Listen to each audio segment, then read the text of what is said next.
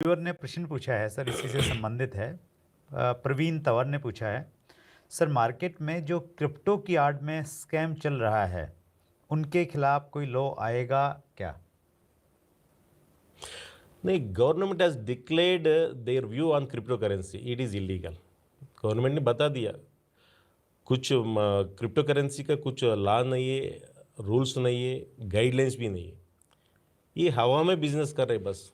Don't don't fall into that business, this is my sincere suggestion. या और जो Maharashtra government की गाइडलाइन है सर 2019 की, उसमें तो क्रिप्टो को नेगेटिव प्रोडक्ट लिस्ट में ऑलरेडी उन्होंने लिया हुआ है, जिसमें बैन है कि डायरेक्ट सेलिंग में आप क्रिप्टो को नहीं आप यूज़ कर सकते। वैसे आप जानते होगा, हमें ये महाराष्ट्र गाइडलाइन से पहले यस। 2013 में एफडीएस ने नेगेटिव प्रोडक्ट लिस्ट में क्रिप्टो करेंसी भी लिखा हुआ है। या वेरी ट्रू, वेरी ट्रू। आप देख लिया तो जितना नेगेटिव प्रोडक्ट्स हमारा लिस्ट में है, वो पूरा गवर्नमेंट का लिस्ट में आया या हुआ वेरी है। True, very true. मैं उन व्यूवर्स को स्पेशली जो एफडीएसए के बारे में नहीं जानते उनको बताना चाहता हूँ। Federation of direct selling association एक ऐसी संस्था है जो डायरेक्ट सेलिंग की बात गवर्नमेंट के साथ में करती है, लोगों में अवेयरनेस पैदा करती है डायरेक्ट सेलिंग के बारे में। और जिस प्रकार से रेड्डी सर हम सब लोगों को यू नो एजुकेट कर रहे हैं, गाइड कर रहे हैं कि हमें मनी सर्कुलेशन में, लालच में नहीं जाना चाहिए, अपितु जेन्युइन कंपनी के साथ में हमें जुड़ना चाहिए, उस प्रकार का काम एफडीएस से 2011 से करती आ रही है। और 2013 में एफडीएसए ने एक नेगेटिव प्रोडक्ट की लिस्ट जारी की थी देश हित में कि इन प्रोडक्ट से हमें बचना चाहिए, और वही ऑलमोस्ट वही लिस्ट महाराष्ट्र गवर्नमेंट ने उसका एडोप्ट किया, एक प्रकार से हम लोग कह सकते हैं।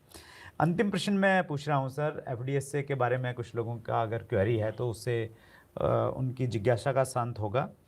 एफडीएसए के जो मेन ऑब्जेक्टिव हैं वो क्या है? Main objective of FDIC is to protect the genuine direct selling companies and to eradicate money circulation companies.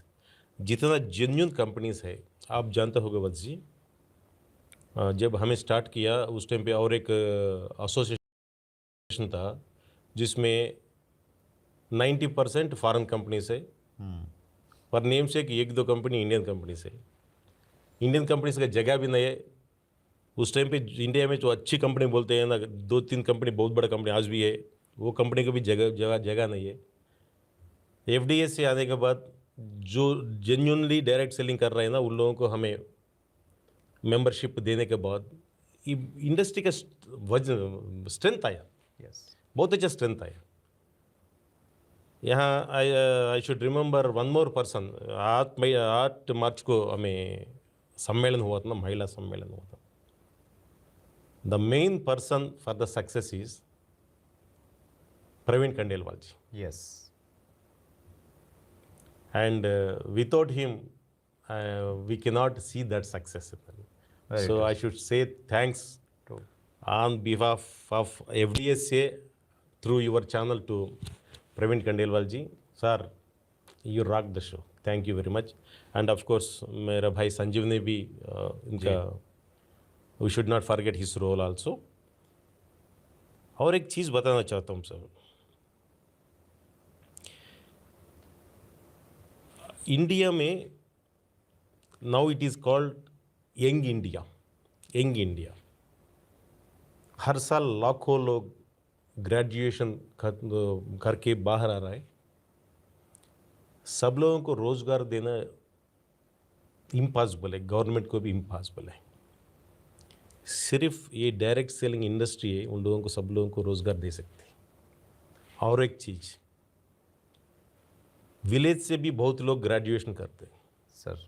जिसको आज भी उन लोगों कोई थोड़ी बहुत गाँव में बिजली भी नहीं है, उन लोगों का बस भी नहीं है, वहाँ से भी ग्रेजुएशन के लोग हैं। यस। वो जाके सिटी में जॉब ढूंढना मुश्किल है, जॉब मिलना मुश्किल है। कितने लोगों को गवर्नमेंट जॉब मिलते, इम्पॉसिबल है। कितने लोगों को गवर्नमेंट दे सकते जॉब्स, कितने लोगों को प्राइवेट कंपनीज जॉब दे सकते। ये गैप फिल करने के लिए सिर्फ एक ही रास्ता है, वो डायरेक्ट सेलिंग। आपका ऑफिस का ज़रूरत नहीं, इन्वेस्टमेंट का ज़रूरत नहीं है। आपका गांव में बैठ के आप ये बिज़नेस कर सकते हैं, वहाँ से भी कमा सकते हैं, आपको फैमिली को भी वहाँ से देख सकते हैं। So you can, this is called real independence.